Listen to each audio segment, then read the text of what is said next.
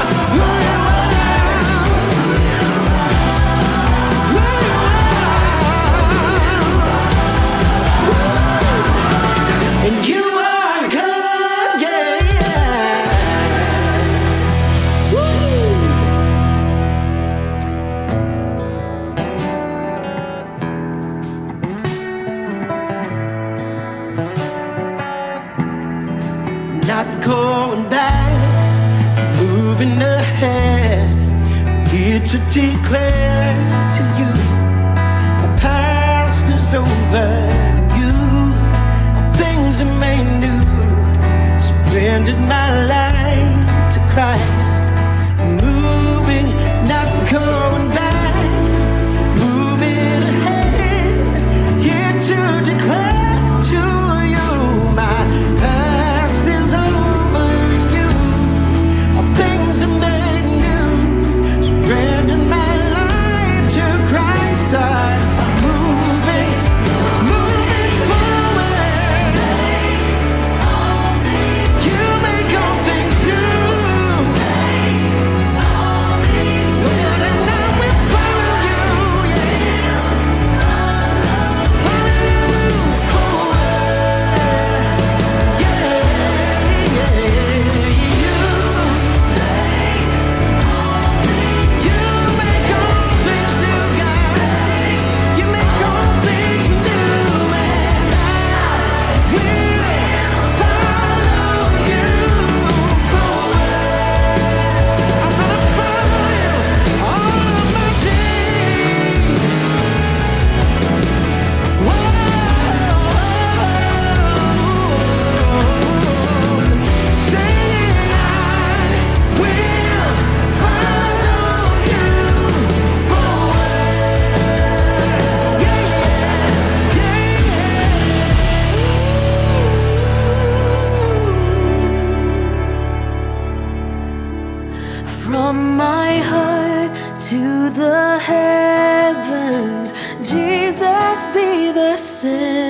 Jesus. It's all about you. Yes, it's all about you. From my heart to the heavens, Jesus be the center. It's all about you. Yes, it's all about you.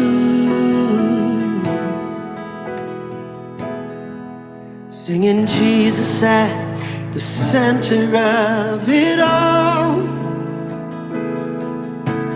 Jesus at the center of it all. From beginning to the end, it will always be, it's always been you, Jesus. Oh, Jesus, nothing else matters. Nothing in this world will do.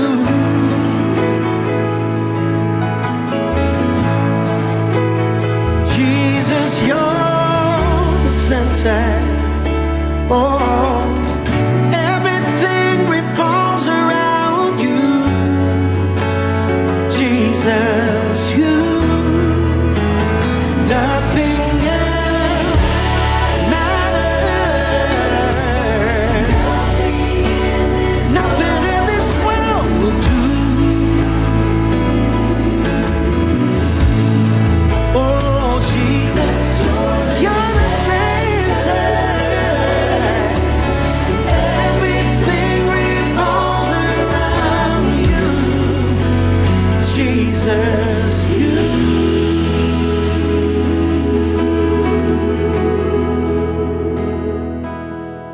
To worship you, I live. To worship you, I live to worship you. Oh, to worship you, I live. To worship you, I live to worship you. Oh, to worship you, I live. To worship you, I live to worship you. Jesus, oh, to worship you, I live to worship you. I live to worship you.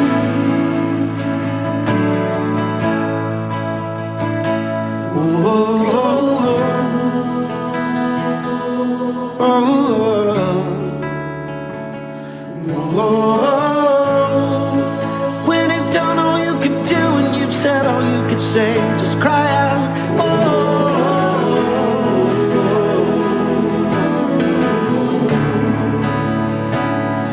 oh, oh.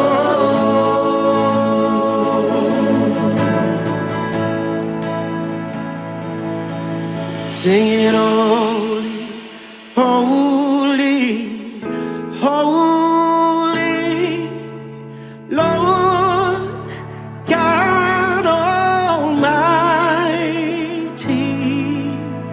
Early in the morning,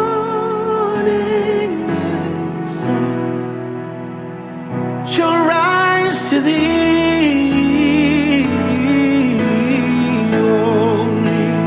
Holy, holy,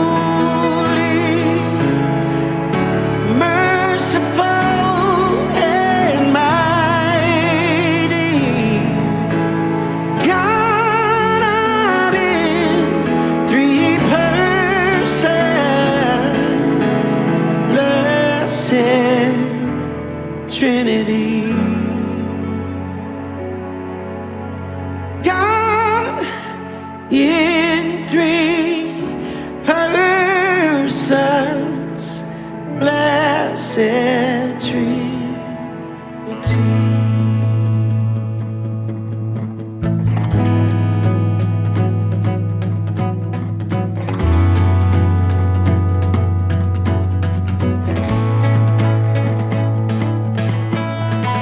God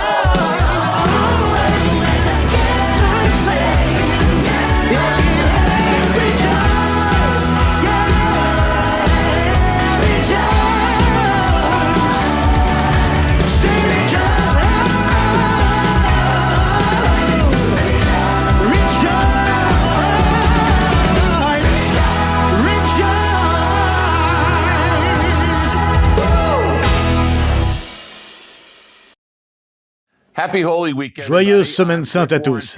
Je suis Rick Warren, pasteur de l'église Saddleback et auteur de Une vie motivée par l'essentiel.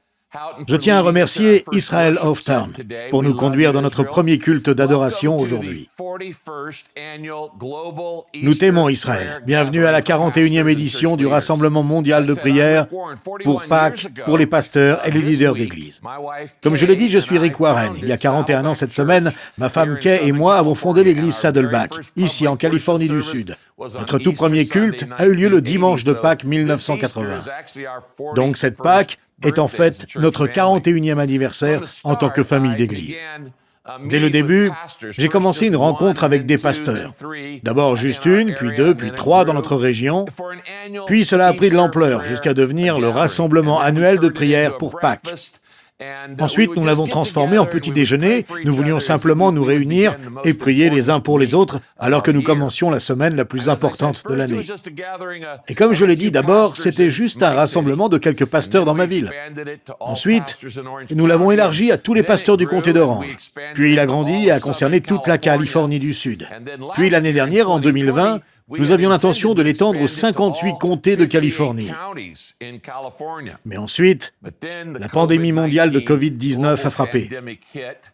Et j'ai commencé à recevoir des courriers et des appels de pasteurs découragés partout dans le monde, où se déroulaient les cultes de Pâques annulés à cause du COVID-19.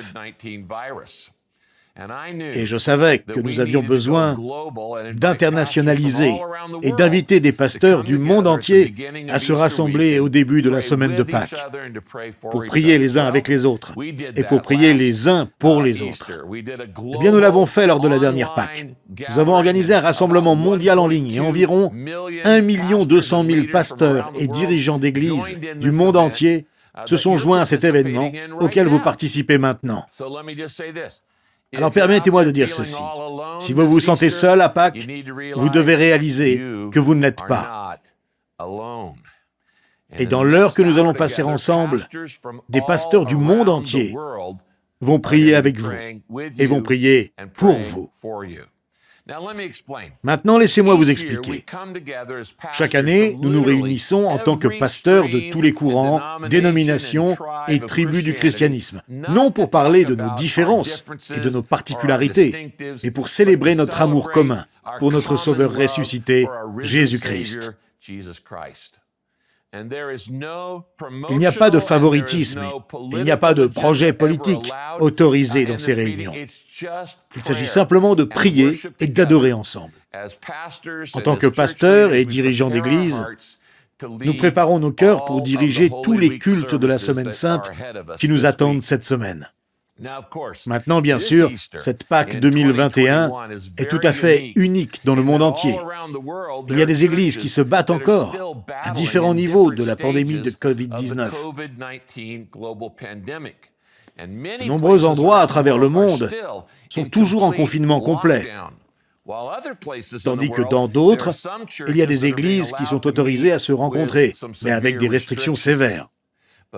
Mais je suis ici pour vous dire que bien que nous ne sommes pas tous en mesure de nous réunir pour Pâques, la résurrection de Jésus-Christ sera toujours célébrée partout dans les cœurs et les maisons de milliards de personnes. 2,3 milliards de croyants chrétiens dans le monde. C'est une personne sur 3 sur cette planète qui honorera Jésus-Christ tout au long de la semaine et du week-end. Nous pouvons être séparés, mais nous ne sommes pas seuls. Nous pouvons être séparés, mais nous ne sommes pas isolés. Pâques n'est pas un endroit, c'est une fête. Et maintenant, avec la technologie, comme nous le faisons en ce moment, nous pouvons nous réunir et nous connecter plus que jamais, depuis n'importe où dans le monde, pour adorer et prier ensemble. Parce que c'est à présent un rassemblement mondial de pasteurs et de dirigeants d'église, je voulais une voix pour chaque continent pour nous conduire ensemble dans notre prière. J'ai donc invité 6 pasteurs différents, représentant les 6 différents continents pour nous conduire cette année. Voici les pasteurs respectés à qui j'ai demandé en 2021 de représenter chacun des continents dans la prière. Premièrement, pour représenter le continent africain, j'ai demandé au pasteur William Okoye de nous conduire. Et il va nous conduire dans la prière pour tous ceux qui pleurent les pertes que nous avons connues cette année. Pertes avec les décès dans la famille ou parmi les amis, pertes dans notre communauté, pertes de moments ensemble et de cultes d'adoration. Il va nous conduire. Puis deuxièmement, représentant l'Europe, j'ai demandé à l'évêque Dominique Ray de nous conduire dans la prière pour tous ceux qui ont été touchés par la pandémie l'année dernière et pour que cela augmente la réceptivité spirituelle pour entendre l'Évangile. Puis troisièmement, représentant le continent sud-américain, j'ai demandé au pasteur Romeo Taracena de nous conduire dans la prière pour l'unité au sein de nos églises et pour la puissance que nous avons lorsque nous sommes unis. Puis quatrièmement, représentant le continent nord-américain, j'ai demandé au pasteur Derwin Gray et à sa femme Vicky de nous conduire à prier pour la réconciliation que nous ne pouvons avoir que par la croix. Puis cinquièmement, j'ai demandé au pasteur John O, représentant l'Asie, de prier pour les pasteurs, alors que nous préparons nos messages de Pâques, de partager l'espérance de Christ. Puis sixièmement, représentant également le continent asiatique, j'ai demandé au pasteur Peter Tanchi de prier pour les pasteurs, en particulier pour leur santé et leur sécurité et la protection de leur famille. Enfin, à la fin de ce temps de prière, je reviendrai et clôturerai avec quelques mots d'encouragement, particulièrement pour vous qui servez le corps du Christ. Je vous aime et remercie Dieu pour vous. Je prie tellement pour vous. Ensemble, partout dans le monde, nous prierons pour l'onction de Dieu sur votre vie, pendant que vous prêcherez le Christ, tout au long de cette semaine sainte de la Pâque.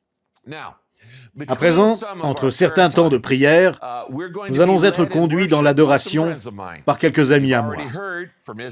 Vous avez déjà entendu Israel Houghton, mais vous allez aussi entendre CeCe Winans, et vous allez entendre notre équipe de louanges de Saddleback qui va nous conduire dans l'adoration. Maintenant, notre format est très simple, ce n'est pas compliqué. Tout d'abord, le pasteur parlera d'un sujet pour lequel nous prierons ensuite. Après, nous aurons un temps de silence, où vous pourrez prier personnellement sur ce sujet. Malheureusement, n'étant pas tous au même endroit, on ne peut pas s'asseoir autour de tables et, comme nous l'avons toujours fait par le passé, prier les uns pour les autres, en écoutant les prières de chacun. Alors, vous prierez en silence pour tous les autres pasteurs à cet appel. Puis enfin, notre pasteur représentant chaque continent priera à haute voix pour vous et pour tous les autres pasteurs et dirigeants d'église participant à cet événement. Encore une fois, merci d'avoir donné de votre temps pour participer à ce rassemblement mondial de prière à Pâques pour les pasteurs et les dirigeants d'église. Je sais que vous allez être bénis. Et je serai de retour avec vous à la fin pour partager un mot de clôture. Maintenant, commençons notre temps de prière. Il n'y a aucun doute à cela, nous avons vécu une année très particulière. Les nations, les individus, les familles ont été dévastés par la crise du coronavirus.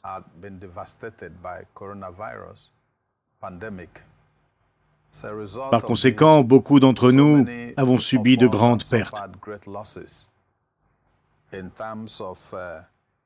Nous perdons des proches,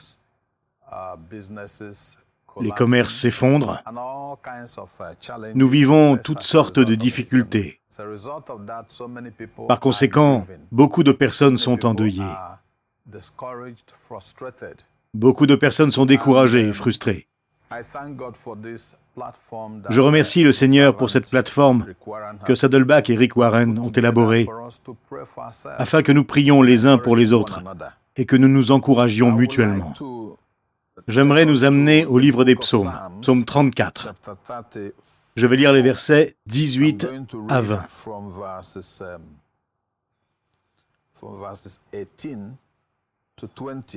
Je lirai d'abord la version King James. Et ensuite celle de The Living Bible. Le Seigneur est proche de ceux dont le cœur est brisé. Il sauve les esprits abattus. Nombreux sont les malheurs pour le juste, mais de tous, le Seigneur le délivre. Il garde tous ses os, et aucun d'entre eux n'est brisé. Si maintenant nous le lisons dans la version The Living Bible, il est dit « Le Seigneur est proche de ceux dont les cœurs se brisent. Il sauve ceux qui se repentent de leurs péchés. » Le juste n'échappe pas au malheur, il les vit également, mais le Seigneur l'aide dans chacun d'entre eux. Aucun de ses os n'est brisé. C'est vraiment encourageant pour nous de savoir que peu importe la perte, la souffrance, peu importe les difficultés que nous avons vécues et que nous vivons encore, durant cette pandémie, le Seigneur se préoccupe de nos inquiétudes. La Bible dit que tout ce qui nous touche, touche la prunelle de ses yeux. Et parce que c'est un Dieu qui répond aux prières, lorsque nous appelons son nom, dans nos difficultés, il nous écoute. Nous allons donc prier aujourd'hui et appeler le nom du Seigneur, qui nous visite dans nos souffrances et notre captivité. Certains ont souffert, dont moi-même. J'ai subi beaucoup de difficultés durant l'année passée. Une de celles-ci est que ma chère femme, après 42 ans de mariage, est allée rejoindre le Seigneur. Et alors que je me remettais de cet événement, ma mère est morte. Et mon petit frère également. À l'issue de toutes ces difficultés décourageantes, nous avons perdu au moins 5 membres de notre église locale, l'un après l'autre. Nous étions totalement dévastés, c'était très difficile et éprouvant. C'était dur, mais la grâce de Dieu est ce qui nous a aidés. Le Dieu qui l'a fait pour nous le fera pour vous. Il est préoccupé par nos inquiétudes et il viendra vous rencontrer lorsque vous en aurez besoin. Une des choses que nous avons résolues face à toutes ces difficultés est que nous ne laisserons pas nos problèmes nous éloigner de Dieu. Nous laisserons nos problèmes nous rapprocher de Dieu, car nous réalisons que si nous laissons les problèmes nous éloigner de Dieu, nos problèmes s'empireront. Lorsque nous laissons nos problèmes nous rapprocher de Dieu, nous étudions plus la Bible, prions plus, sommes plus proches de Dieu et lui obéissons, faisons sa volonté et essayons de toucher la vie des autres. Nous expérimentons la guérison. Je prie que la guérison soit accordée à tous ceux d'entre nous qui ont vécu une perte ou qui ont souffert. Que Dieu vous encourage. Le Dieu de la restauration va restaurer ce que vous avez perdu. En d'autres mots, il fera de votre situation un outil dans les mains du Saint-Esprit afin d'accomplir le plan divin et le but de votre vie. Prions maintenant. Pour tous ceux qui ont perdu des proches, ou ont subi des difficultés dans leur travail, ou une autre forme de souffrance, nous allons maintenant prier 1 minute.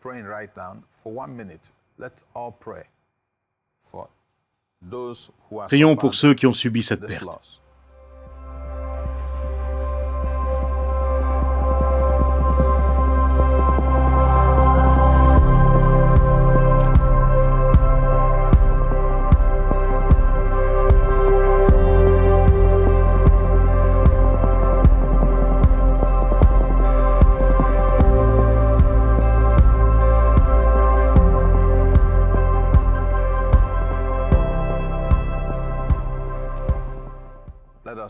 Terminons maintenant.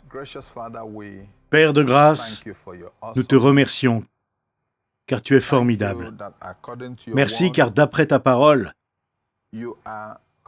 tu es préoccupé par nos inquiétudes. Tu ressens notre souffrance. Tu nous comprends dans tous nos problèmes et difficultés. Père, nous prions pour tous nos chers frères et sœurs. Des familles, communautés et églises ont souffert ou ont subi des pertes à l'issue de cette pandémie. Père Céleste, visite-les dans leur souffrance et dans leur captivité. Visite-les là où ils en ont besoin. Restaure ce qu'ils ont perdu. Comme tu le fais à ta manière, transforme ce que l'ennemi, le diable, a créé pour faire le mal, en un outil dans les mains du Saint-Esprit, afin d'accomplir ton plan divin et le but de leur vie. Apporte un certain réconfort par le Saint-Esprit et ta grâce dans leur vie. Dans ton honneur, ta louange et ta gloire, nous prions dans le nom de Jésus. Amen. Je vous demande, chers frères, de prier pour tous les jeunes adultes qui sont découragés et qui ont perdu leur foi en la vie. La pandémie a créé de terribles effets psychologiques sur les jeunes. Beaucoup d'entre eux pensent au suicide, et beaucoup se sont suicidés. Ils se sentent seuls parce que le monde leur a dit qu'il n'y a pas de Dieu, et que la vie est seulement une question de science. Mais face à la solitude, la science ne peut rien faire pour nous. Presque tous les jours, depuis le début de la crise, quand je lis le journal du matin, je lis tristement des articles sur cette énorme, horrible désillusion. J'appelle les chrétiens à prêter attention à ces personnes et à prêcher plus que jamais la bonne nouvelle dans les rues de nos villes. Comme Paul l'a écrit aux Philippiens, « En effet, pour moi, vivre, c'est le Christ, et mourir est un avantage. »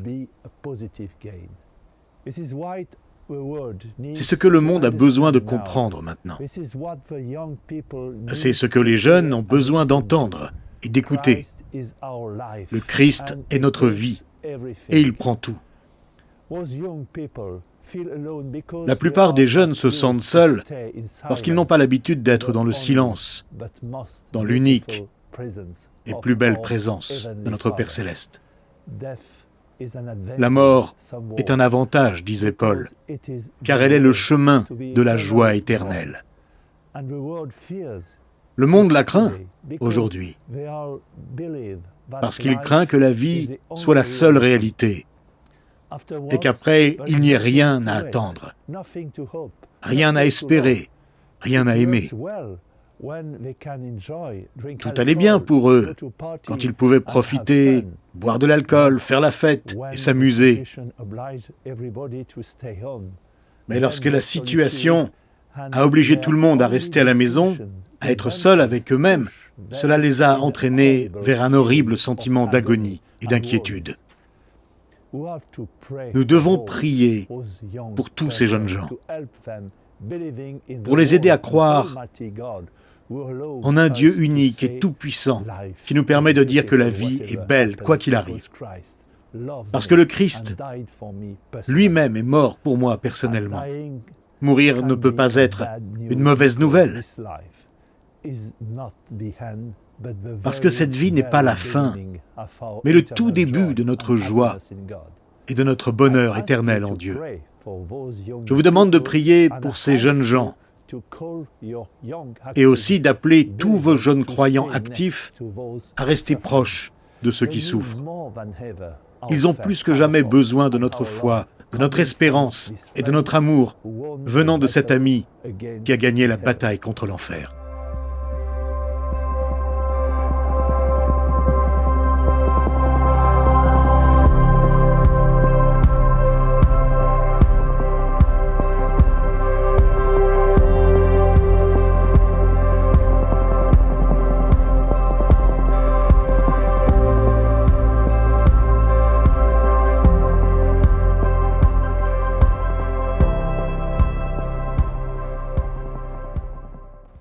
Père Céleste, Seigneur, je te demande aujourd'hui d'apporter de l'espoir à tous les jeunes qui ont perdu toute force de vivre, qui ne trouvent plus aucune raison de se battre pour leur propre existence, qui croient qu'ils sont inutiles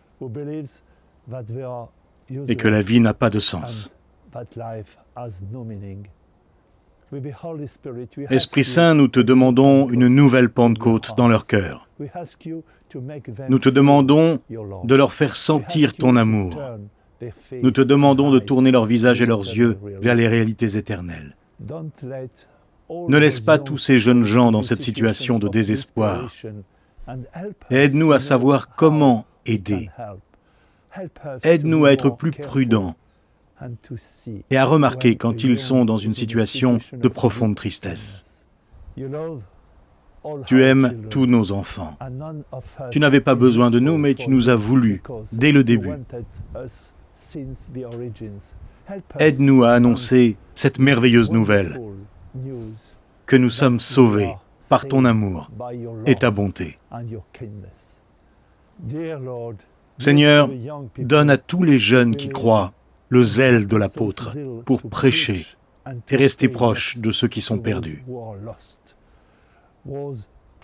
Ces jeunes gens perdus sont victimes des mensonges postmodernes. Mais tu as gagné la bataille. Nous te faisons confiance, Jésus. Nous avons confiance que tu peux convertir ce que tu veux et qui tu veux. Si nous sommes prêts à être à ton service pour prêcher et annoncer la vie par tes commandements. Seigneur, aide-nous à être de bons apôtres de ta parole. Aide-nous à voir quand il y a quelqu'un qui souffre. Aujourd'hui, nous te le répétons. Je te donne mes mains, prends-les et utilise-les pour donner de la tendresse. Je te donne mes yeux, prends-les pour m'aider à voir à qui je dois aller prêcher. Je te donne mes pieds, utilise-les pour me porter où et quand tu veux, surtout dans les banlieues pauvres, où nous avons peur d'aller. Je te donne mon cœur, prends-le et change-le de la pierre à la chair, pour que je puisse ressentir un peu ce que tu ressens pour nous. Et pour mes frères et sœurs, je te donne ma vie. Prends-la et aide-moi à m'oublier moi-même et à servir ceux qui en ont besoin.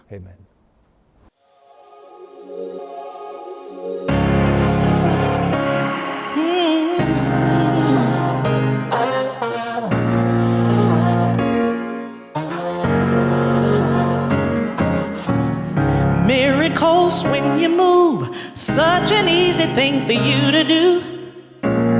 Your hand is moving right now. You are still showing up at the tomb of every Lazarus. Your voice is calling me out, but right now I know you're able, and my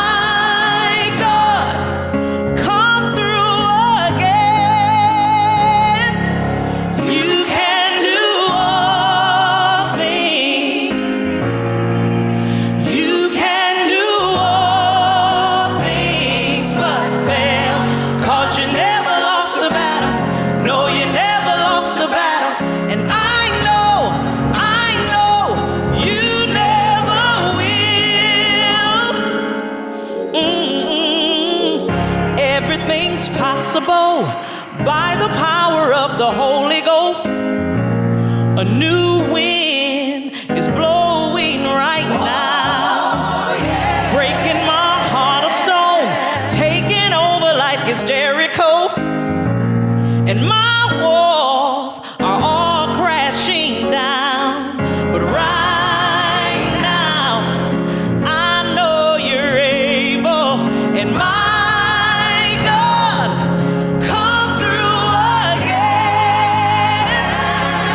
you can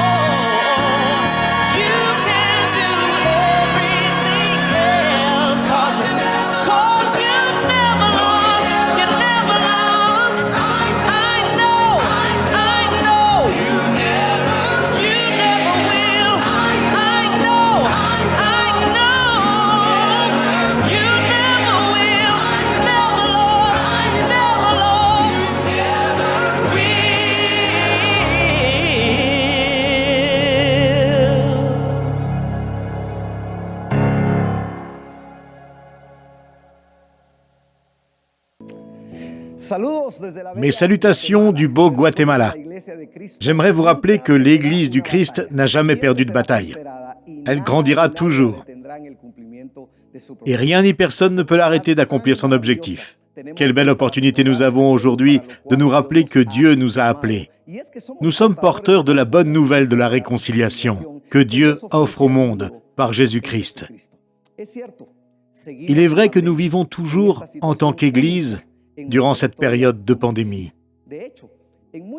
En réalité, dans beaucoup de pays d'Amérique latine, comme le nôtre, Guatemala, nous continuons sans pour autant voir la lumière à la fin du tunnel concernant la COVID-19. Cependant, nous restons fermes et motivés à parler de la bonne nouvelle de l'Évangile et à proclamer la réconciliation que Dieu souhaite pour l'humanité par Jésus-Christ. Colossiens 1, versets 20 à 23 dit « Et par lui, en parlant de Jésus-Christ, Dieu a réconcilié l'univers entier avec lui. Il a établi la paix pour tous, aussi bien sur la terre que dans les cieux, par la mort de son Fils sur la croix. Vous aussi, vous étiez autrefois loin de Dieu. Vous étiez ses ennemis, à cause de tout le mal que vous pensiez et commettiez. Mais maintenant, Dieu vous a réconcilié avec lui par la mort que son Fils a subie dans son corps humain. Il vous a amené dans sa présence, saint, sans défaut et irréprochable. Vous paraissez devant lui sans un défaut. Cependant, il faut que vous demeuriez dans la foi, fermement établie sur de solides fondations, sans vous laisser écarter de l'espérance qui est la vôtre depuis que vous avez entendu la bonne nouvelle. Cette bonne nouvelle a été annoncée à l'humanité entière, et c'est d'elle que moi, Paul, je suis devenu le serviteur. Rappelons-nous que la réconciliation est née dans le cœur de Dieu, et non dans le cœur de l'homme. Dieu nous assure le succès en nous offrant ce passage. Rien n'arrêtera l'Église de Christ. C'est la croix, le sacrifice expiatoire du Christ, le plus grand symbole de réconciliation que Dieu ait offert à l'humanité. Continuons à proclamer que la réconciliation nous montre le pouvoir de l'amour de Dieu et pas le nôtre. Chers pasteurs et leaders chrétiens, ma prière est que vous et moi continuions à être fermes et passionnés pour témoigner l'amour de Dieu, même au milieu de ces temps difficiles. Impactons-nous les uns les autres avec le pouvoir du Saint-Esprit, à avancer et non nous lasser, à continuer de rester fermes dans la foi, dans notre appel à être sel et lumière au sein de nos communautés. Je veux vous encourager où que vous soyez. Prenons un moment pour demander à Dieu la force et le pouvoir de ne pas nous lasser, de rester fermes et de proclamer l'amour merveilleux de Dieu pour l'humanité. Prenons s'il vous plaît un moment pour prier pour la réconciliation entre Dieu et l'humanité, par le sacrifice et dans le nom de notre Seigneur Jésus-Christ.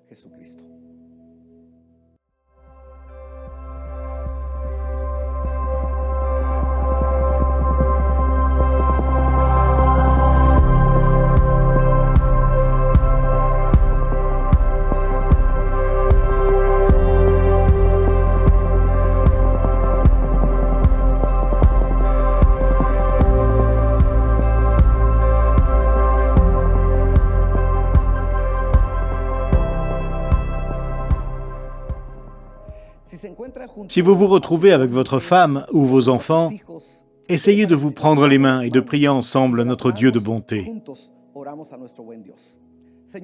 Seigneur, accompagné de cette armée victorieuse de pasteurs et de leaders chrétiens dans les congrégations locales du monde entier, nous voulons te prier aujourd'hui pour une renaissance. S'il te plaît, entends nos cœurs et notre cri dans cette prière, Seigneur. Seigneur, nous te prions de déverser ta grâce en chacun de nous qui te servons, afin que nous puissions proclamer ta parole. Nous prions de refléter ta grâce dans notre comportement et nos discours. Laisse-nous, Seigneur, te représenter ici sur terre et montrer ton sourire à ceux qui sont tristes. Permets-nous d'être ta voix pour apporter réconfort et paix à ceux qui nous entendent. Nous prions aussi que ta puissance vienne sur chacun d'entre nous. Nous prions pour une bonne santé. Remplis-nous de ta force, afin d'apporter ta parole de réconciliation à chaque coin du globe. En commençant par notre foyer, dans nos communautés et nos églises locales. Donne-nous de la force, donne-nous la santé. Nous plaidons tout cela dans le nom du Seigneur Jésus-Christ. Seigneur, nous te demandons également de nous élever. Nous soumettons nos demandes pour que ton onction soit répandue dans chacun de nos cœurs.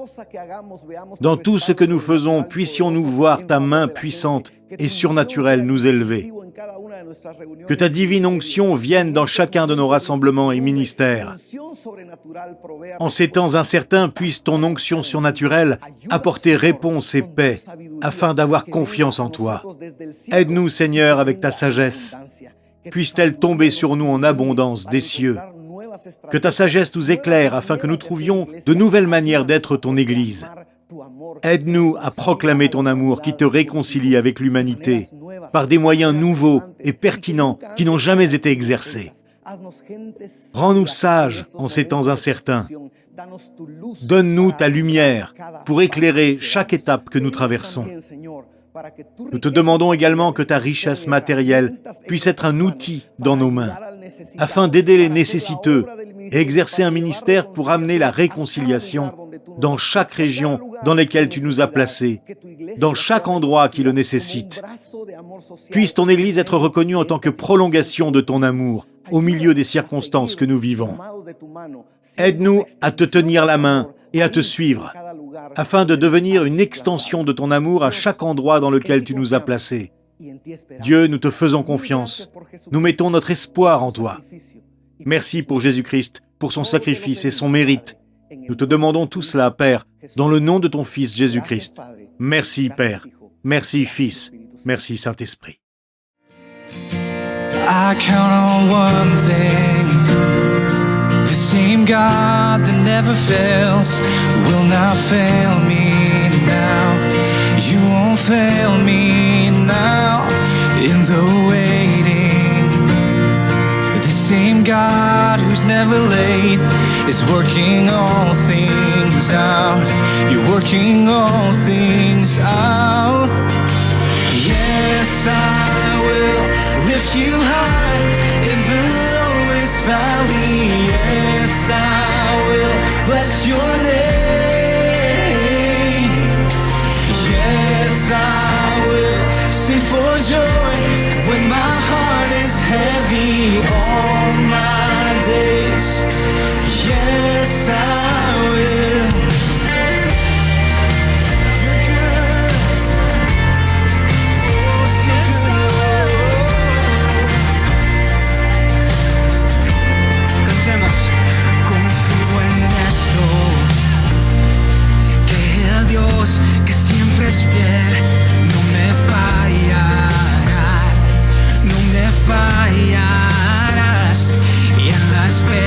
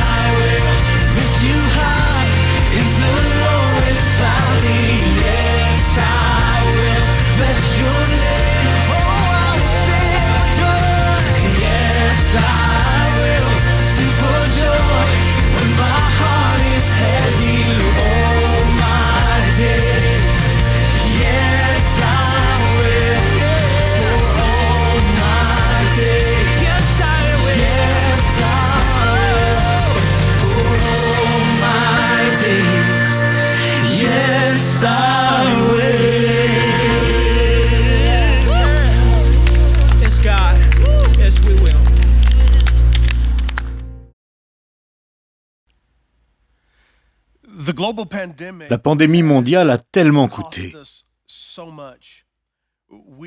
Nous avons enterré des proches, nous avons enterré des amis et des membres de nos assemblées. Nous avons vu la peur, nous avons vu des gens affamés, nous avons vu tellement de ruptures et de souffrances. Mais même au milieu de cette rupture, même au milieu de cette souffrance, nous avons l'espoir. Et l'espoir que nous avons n'est pas une théorie. L'espoir que nous avons n'est pas seulement une idée. L'espoir que nous avons, en tant que disciples de Jésus, cet espoir a un nom. Et ce nom est Jésus. Il est roi, il est Seigneur, il dirige, il règne. La pandémie mondiale ne l'a pas surprise, tout comme les pestes et épidémies n'ont pas surpris les chrétiens du 1er siècle.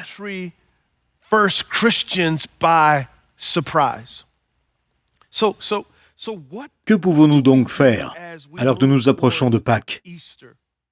Le joyau de notre foi, le magnus opus que ce fabuleux orchestre qu'on appelle l'Évangile joue, tel un chant d'espoir et tel un chant d'amour. Que pouvons-nous faire alors que nous avons tant perdu? Eh bien, la première chose à faire est de se rappeler de ceci. En tant que bergers du troupeau de Dieu, nous devons nous rappeler de ceci.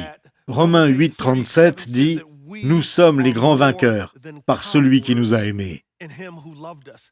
En tant que disciples de Jésus, les circonstances n'impactent pas notre adoration. Notre souffrance n'impacte pas notre louange. Nous sommes les grands vainqueurs en Christ. Nous devons nous en rappeler. Cette résurrection que nous allons célébrer, ce roi ressuscité qui est sorti du tombeau, est maintenant en vie, pas seulement en nous, mais dans tout le peuple de Dieu. Et Pâques est le moment où nous revenons à la réalité, qui est que celui qui s'est élevé hors du tombeau est celui qui s'élève en nous. Que pouvons-nous faire? Nous ne devons pas seulement nous rappeler que nous sommes les grands vainqueurs en lui et en son amour pour nous, mais nous devons aussi nous rappeler que Jésus a dit « Vous aurez à souffrir dans le monde, mais courage, j'ai vaincu le monde ». Notre courage se trouve en Christ. Il est notre force, il est notre source de sagesse, il est notre source de renouveau, il est notre source de provision, il est notre source. Il est un Dieu qui nous accompagne. Nous nous rappelons donc que nous sommes les grands vainqueurs et nous nous rappelons que nous sommes courageux en Jésus-Christ. Dans un instant, ma femme et moi allons prier. Mais j'aimerais juste me concentrer et prier silencieusement. Je voudrais que vous pensiez à l'intense réalité que celui qui est sorti hors du tombeau élève en nous. Il vit en nous. Nous sommes les grands vainqueurs et nous sommes courageux. Faisons un moment de silence.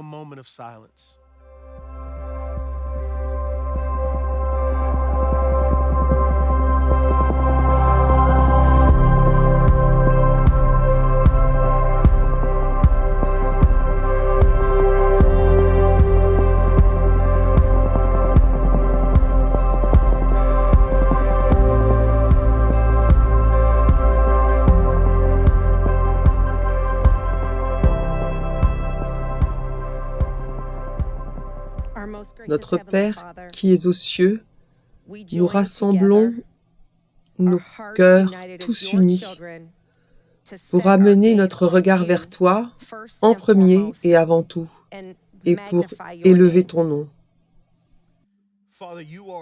Père, tu es grand et bienveillant. Tu es parfait. Tu es merveilleux de toutes les manières. Tu es souverain et en contrôle de tout. Seigneur Jésus, tu es roi et tu es bon. Tu es la définition même de l'amour. Seigneur Jésus, ta grâce est plus que suffisante. Seigneur, tu es Jéhovah Jireh. Tu es le Dieu qui subvient à nos besoins. Seigneur Jésus, tu es le guérisseur. Seigneur, tu es le roi. Tu es le Dieu qui voit. Tu vois, tu sais. Tu aimes, tu protèges, tu subviens à nos besoins. Dieu et Saint-Esprit, nous te remercions d'être ta demeure, d'être ton temple, d'être les porteurs de ta présence, d'être comblés, d'être appelés. Nous sommes les grands vainqueurs en Christ, car nous sommes courageux en celui qui a vaincu la mort, le péché et le mal. Dieu, nous te prions. Tu as amené ton Fils sur cette terre pour nous ramener à toi alors que nous étions pécheurs. Seigneur, nous te remercions, car dans un monde brisé et séparé de toi, dans un monde perdu, ton cœur et ton amour ont envoyé ton Fils, le Seigneur Jésus, vivre une vie parfaite et sans péché que nous n'aurions jamais pu vivre, car il nous a aimés au point d'aller à la croix, mourir à notre place. Il fut déshonoré pour nous donner sa grâce, et des veines d'Emmanuel, son sang a coulé, non seulement pour nous pardonner, mais pour nous justifier et nous accepter. Lorsqu'il est mort, nous sommes morts avec lui dans la tombe. Mais lorsqu'il s'est élevé à nouveau, il nous a réconciliés pas seulement avec lui, mais entre nous, pour que chaque nation, tribu et langue soit unie à Jésus. Le Seigneur Jésus a anéanti ce mur de division, de racisme, d'intolérance et de préjugés. Le sang de Jésus amène le renouveau. Il amène les Juifs et les non-Juifs à n'être qu'un en lui. Seigneur, vivons dans le pouvoir de ton sang et dans le pouvoir de ton unité. Amen. Bonjour. J'aimerais remercier le pasteur Rick et l'église Saddleback pour m'avoir permis de prier avec vous au milieu de cette épidémie de Covid-19. Que Dieu vous bénisse et soit avec vous. En ce dimanche de célébration de la résurrection, j'aimerais encourager tous les pasteurs à travers le monde avec un court message. Nous célébrons le dimanche de la résurrection parce que nous croyons que la résurrection de notre Seigneur Jésus-Christ est un fait réel de l'histoire. Malheureusement, nous traversons un phénomène, la Covid-19, qui n'arrive qu'une fois dans une vie. Le terme « Corona Sapiens » est devenu populaire chez les Coréens, au lieu de dire « Homo sapiens ». Et c'est lors d'événements très étranges, comme celui-ci, que nous pouvons nous réunir pour célébrer le dimanche de la résurrection. Cependant, nous croyons dans le pouvoir vivant de sa résurrection, qui reste fort et invincible. Tout au long de l'histoire, beaucoup de gens ont dit croire en Jésus, mais malheureusement, la plupart d'entre eux sont morts sans avoir la certitude que la résurrection de Jésus est un fait réel.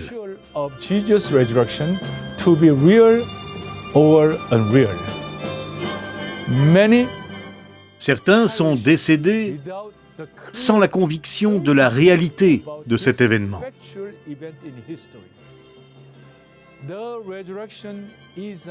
La résurrection est absolument un fait réel et un miracle surnaturel dans l'histoire. Quand des lois surnaturelles l'emportent sur des lois naturelles, nous appelons ça un miracle. Dieu, qui a fait les lois naturelles, peut aussi les outrepasser. La résurrection surnaturelle est un fait historique. Nous devons tenir ferme et croire cet événement historique véritable. Maintenant, prions avec sincérité. Ainsi, nous pourrons servir notre Dieu et proclamer fièrement sa résurrection dans le monde, sans la moindre hésitation.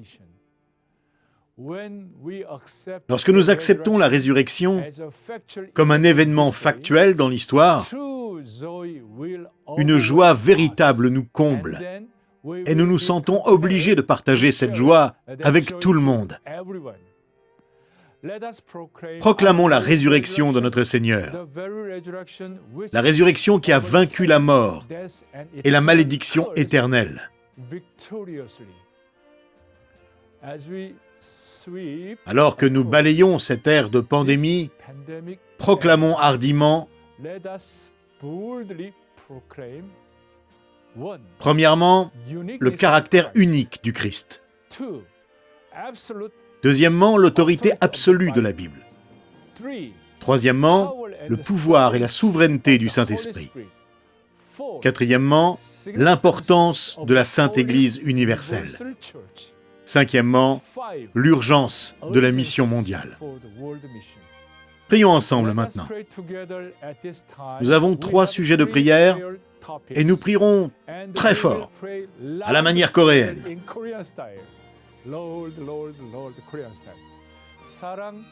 Mes collègues, l'Église Sarang et son équipe de 120 pasteurs s'uniront à nous pour ce temps de prière ensemble. Alléluia. 주여 응답의 문을 열어 주옵소서. 주여 응답의 문을 열어 주옵소서. 주여 응답의 문을 열어 주옵소서. 하나님 아버지 거룩한 주의 종들이 안아주시는 본당에서 손을 들고 서서 주님의 은혜를 간구하며 기도하오니 주여 베풀 만한 자비를 베풀어 주옵시고 살아계신 하나님의 능력과 은혜가 우리 가운데 Prière pour ceux qui sont en train de souffrir de la Covid-19. S'il te plaît, Seigneur, aide ces familles qui souffrent de la Covid-19. Beaucoup souffrent de problèmes physiques, financiers ou économiques. Aide-les pour qu'ils soient à nouveau guéris. Seigneur, tu es le vrai espoir pour ceux qui souffrent de solitude ou de dépression, qui sont hospitalisés ou en quarantaine. 아버지 하나님 삶으로는 감당할 수 없지만 주님이 주시는 대로 감당할 수 있는 줄로 믿사오니 아버지 하나님 도우시고 인도하시고 새롭게 하시고 복음의 영광과 능력이 우리 가운데 충만할 수 있도록 도와주시기를 원하옵고 기도드리옵나이다. Lord, let all of your children Prière pour l'Évangile, afin qu'il soit partagé avec ceux qui souffrent durant ce dimanche de la résurrection. Seigneur, laisse tous tes enfants se rassembler pour célébrer ce dimanche de la résurrection en un seul corps et un seul esprit. Puisse ce dimanche de la résurrection servir nos voisins et nos familles qui connaissent des difficultés en ce moment. Qu'ils puissent entendre et embrasser le message de la résurrection et recevoir Christ comme leur Seigneur et Sauveur. Laisse-les dépendre de toi pour persévérer pendant cette période difficile de Covid-19.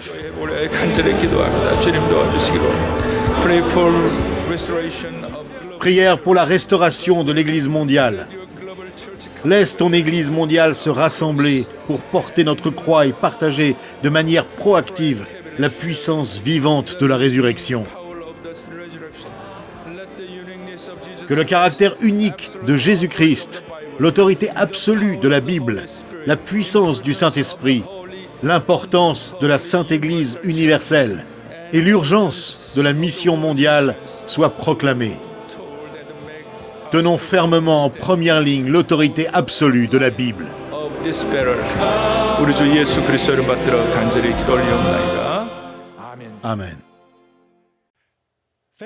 Merci pour le privilège de partager ceci avec vous depuis les Philippines. Une de mes grandes découvertes et passions est l'importance de la famille. J'aimerais que chacun d'entre nous puisse passer du temps à prier pour les familles chrétiennes. Qu'est-ce que je veux dire par là? C'est la réalité. J'ai remarqué que de nombreuses familles de dirigeants chrétiens sont attaqués par le diable. J'ai découvert que si les familles des pasteurs et des dirigeants ne sont pas en bonne santé, cela aura un impact sur la vie familiale de l'Église tout entière. Priez pour un réveil spirituel, en particulier pour la famille, parce que la famille est fondamentale. C'est l'invention de Dieu, afin que son royaume soit préservé et étendu. Mais c'est triste à dire, la réalité et que de nombreuses familles de dirigeants, pasteurs, diacres et anciens sont attaqués. J'ai vu des enfants se détourner du Seigneur. J'ai vu des familles se désintégrer. Imaginez, quel sera l'impact sur la société? Quel sera notre impact sur le monde si les familles ne sont pas centrées sur le Christ, si les familles ne sont pas caractérisées par l'amour, la joie, la paix? Prions pour que toutes les familles apprennent à appliquer ce que j'appelle le principe MRI. Pour une famille en bonne santé, le principe MRI signifie modèle. Que tous les parents soient un bon modèle. Veillez à ne pas crier.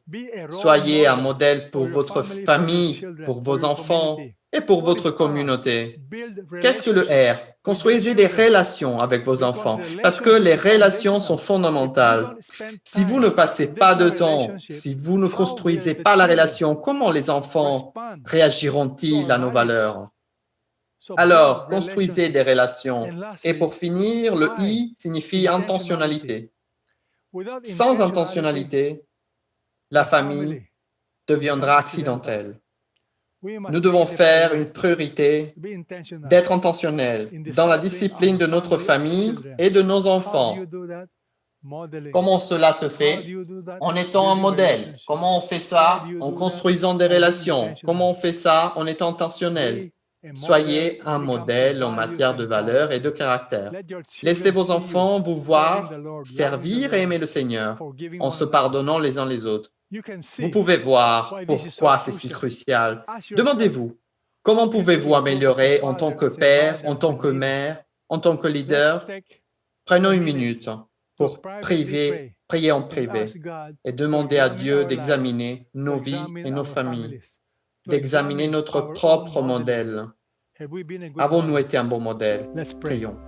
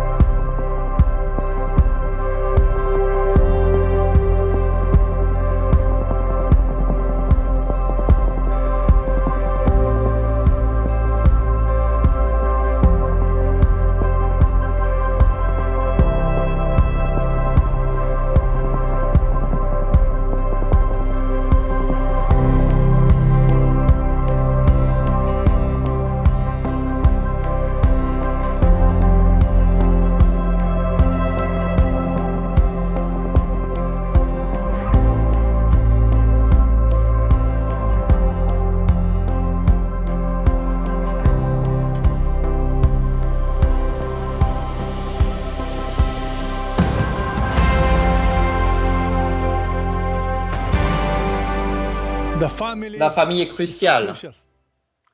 Si les familles ne sont pas en bonne santé, l'Église ne sera pas en bonne santé. Si l'Église n'est pas saine, la société ne sera pas saine. Nous devons donc commencer par la base. Soyez un modèle. Influencez votre famille. Prions. Notre Père qui est aux cieux, au nom du Seigneur Jésus-Christ, nous te remercions et te louons pour le privilège de venir devant vous, pour le privilège de prier, pour le privilège d'intercéder.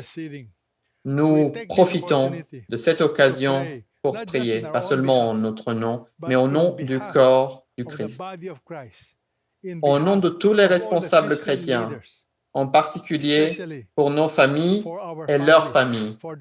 Seigneur, c'est ma prière, notre prière collective, que tu guideras tous les leaders de ce réseau à être de bons modèles pour leurs enfants et leurs familles. Seigneur, rappelle-nous combien le concept du modèle est puissant.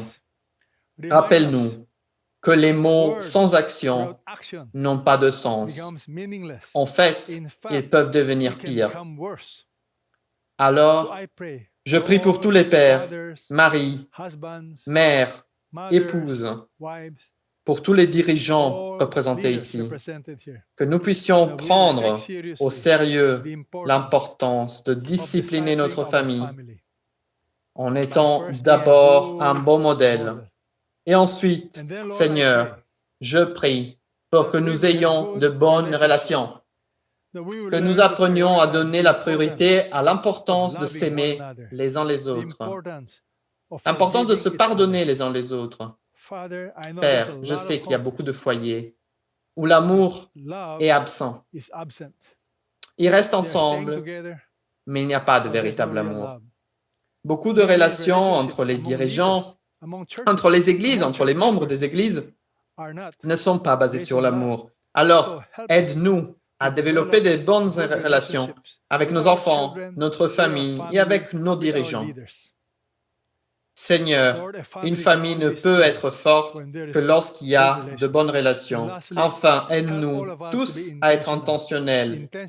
Intentionnels en honorant ton nom dans notre famille et sur notre lieu de travail.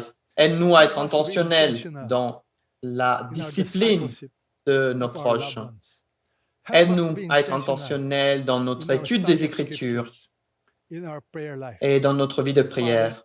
Père, aide-nous à être intentionnels à vivre une vie de dépendance. Aide-nous à nous rappeler qu'en dehors de toi, nous ne pouvons rien faire. Nous prions tout cela au nom puissant du Seigneur Jésus-Christ. Amen. Amen.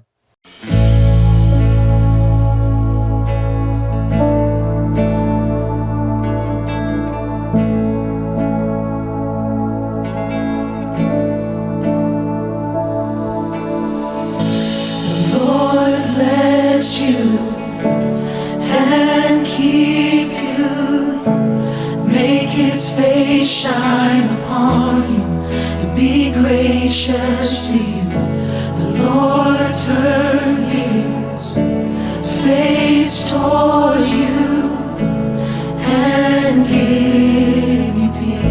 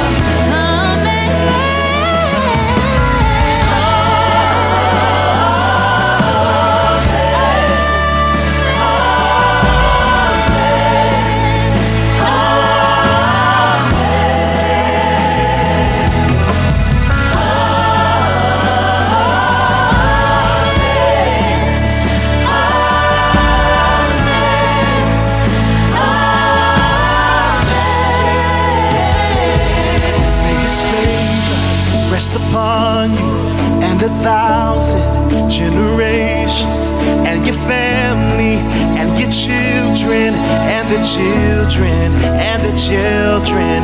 May his favor rest upon you and 1,000 generations, and your family and your children and the children and the children. May his favor upon you. Generations, your family, and your children, yes. May his favor rest upon you and 1,000 generations, and your family, and your children, and the children.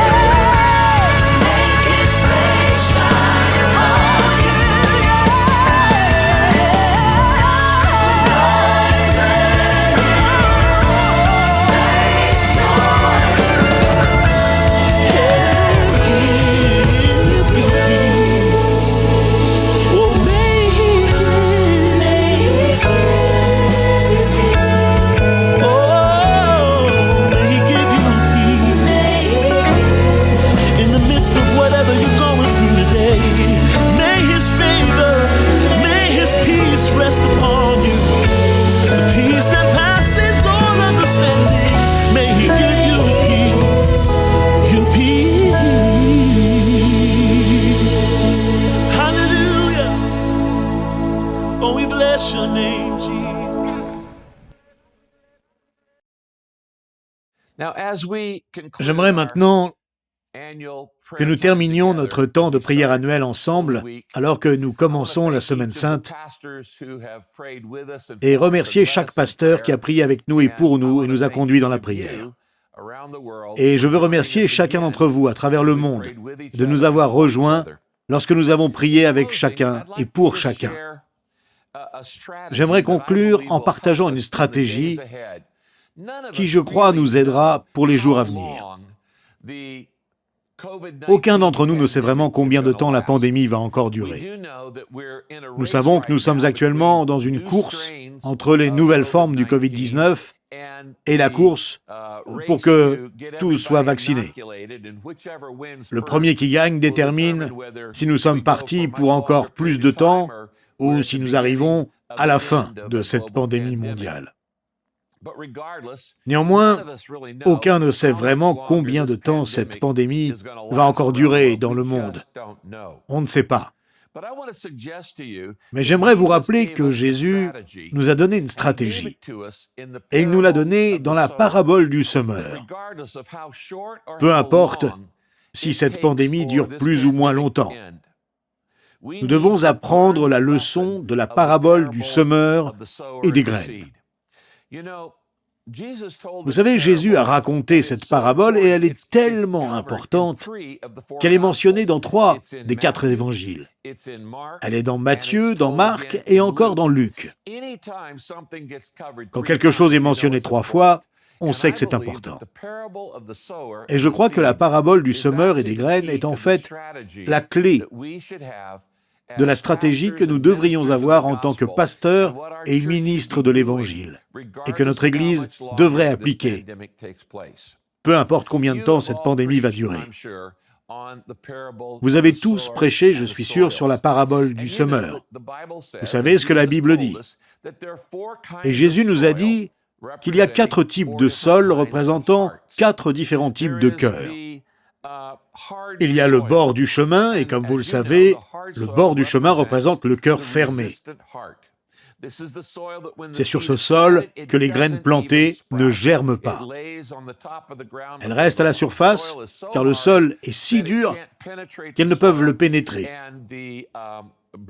Alors les oiseaux viennent manger les graines, et Satan vole les graines de l'Évangile avant qu'elles n'aient le temps de devenir des fruits. Le bord du chemin représente la résistance du cœur fermé. Il y a ensuite le sol peu profond. Et le sol peu profond représente le cœur superficiel. Il est dit que les graines créent quelques racines et qu'elles poussent très vite, mais que lorsque la chaleur arrive, elles se mettent à brûler.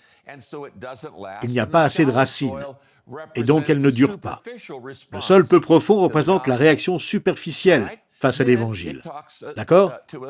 Qui nous amène au 3e type de sol, qui est le sol épineux. Le sol épineux représente le cœur distrait. La graine est là, et l'Évangile est entendu, mais tout cela s'étouffe dans les problèmes de ce monde.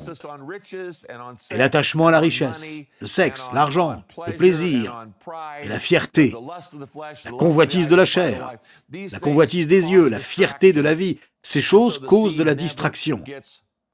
Et les graines n'arrivent donc pas à avoir des racines assez fortes. Et elles ne créent jamais de fruits. Mais ensuite, la 4e terre représente la bonne terre. Et la bonne terre reçoit les graines. Elle représente le cœur ouvert qui reçoit la bonne nouvelle, qui reçoit l'Évangile. Et les graines produisent des fruits. Comme Jésus dit, 30, 60 et même 100 graines. Elles se multiplient. Maintenant, si je suis un semeur de graines, si je suis fermier, c'est mon travail de semer la plupart des graines là où je vais avoir les meilleurs résultats. Je ne devrais pas gâcher mes graines sur le bord du chemin, le sol épineux ou le sol peu profond, mais je devrais planter mes graines, les graines de l'Évangile, et me concentrer sur les gens qui les reçoivent le mieux. Ce n'est pas mon rôle de préparer le sol. Ça, c'est le rôle de Dieu. Ce n'est pas mon rôle de préparer les cœurs. C'est le rôle de Dieu. Mon rôle, en tant que bon fermier, est de semer un maximum de graines et d'en être un bon serviteur, en les semant là où elles pousseront le mieux, sans avoir à m'en faire. Maintenant, si la parabole est vraie, et bien sûr elle l'est, car elle est racontée par notre Sauveur Jésus-Christ, cela veut dire qu'à n'importe quel moment de notre vie, 3 personnes sur 4 ne sont pas intéressées par l'Évangile. 3 personnes sur 4 avec lesquelles vous partagez la bonne nouvelle ne réagiront pas correctement. Cela veut dire que 75% des gens avec qui vous partagez la bonne nouvelle ne sont pas intéressés, à aucun moment donné. Vous devez vous concentrer, en tant que bon serviteur, à mettre le plus de graines là où elles auront le plus grand nombre de réactions. Maintenant, voilà la question. Si Dieu est responsable de préparer les cœurs, ce n'est pas mon rôle de préparer les cœurs, ce n'est pas mon rôle de préparer le sol, c'est le rôle du Saint-Esprit, de rendre les gens réceptifs. Je ne peux pas les rendre réceptifs. Seul le Saint-Esprit peut faire cela.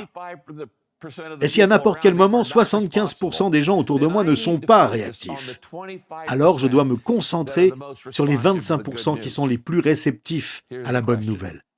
Voilà la question. Comment Dieu transforme la terre dure en bonne terre?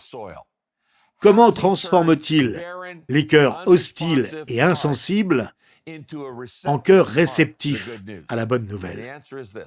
Et la réponse est qu'il envoie une tempête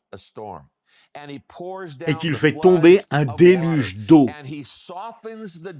Et il adoucit la saleté, et il adoucit le sol dur, et il le rend réceptif en créant une tempête dans la vie.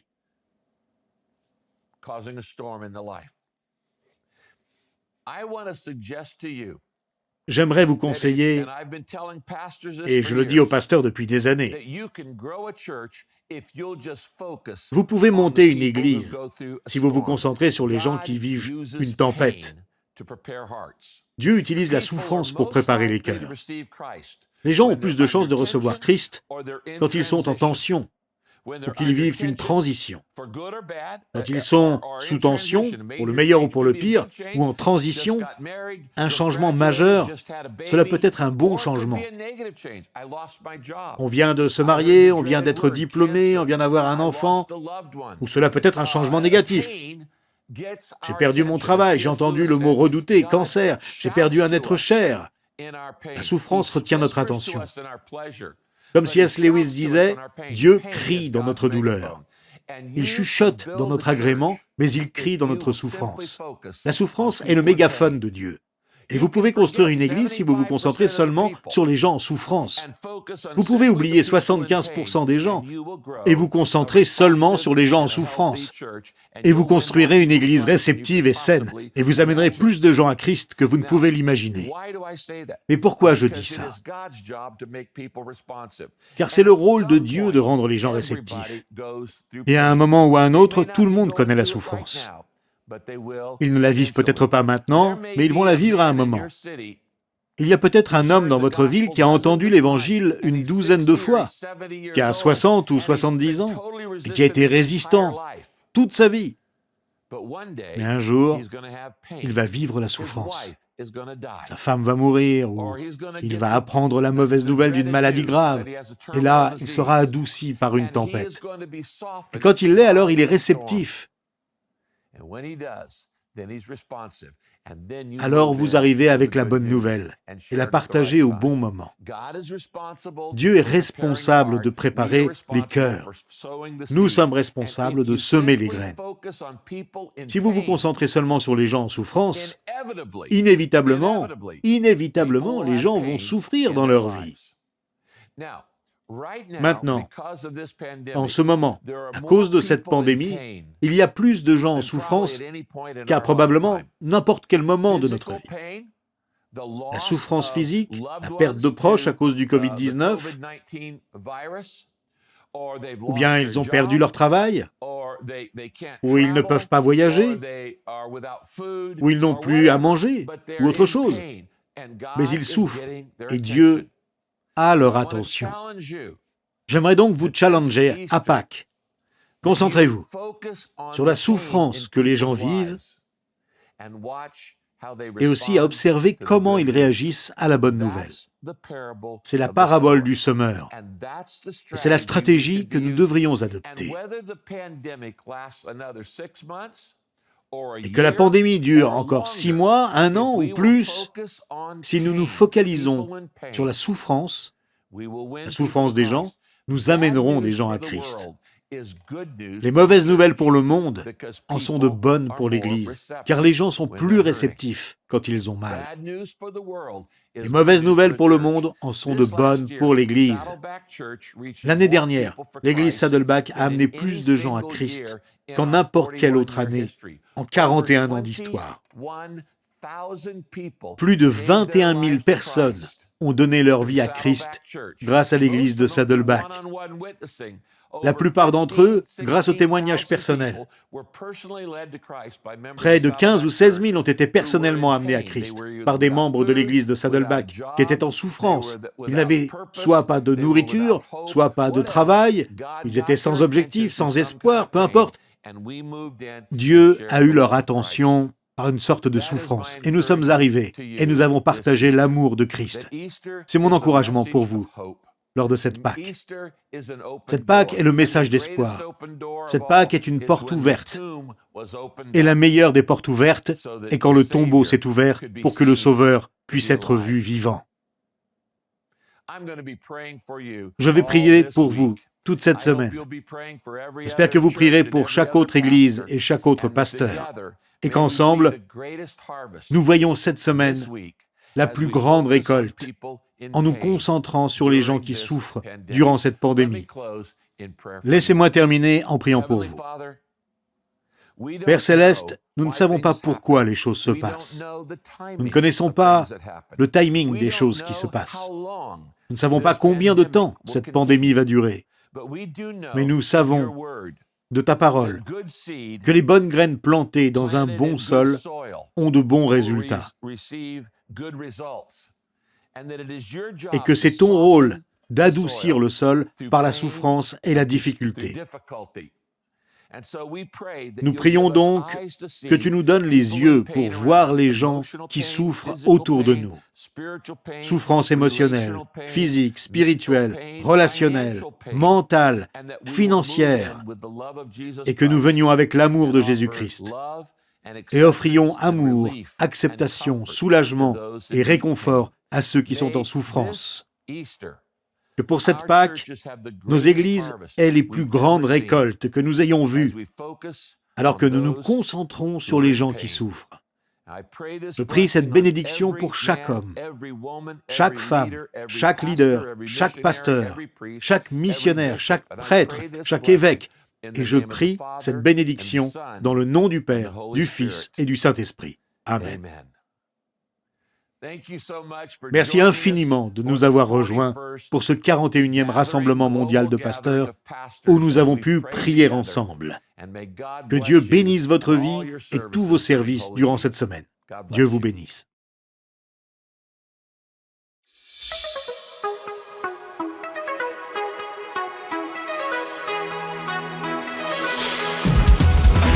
We invite you to sing along with us.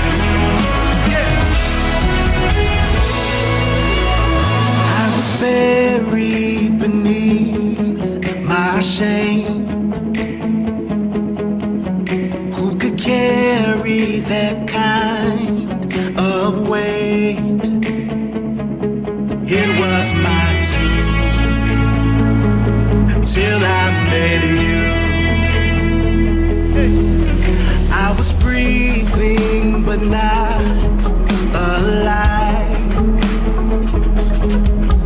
All my failures I tried to hide. It was my turn till I met you.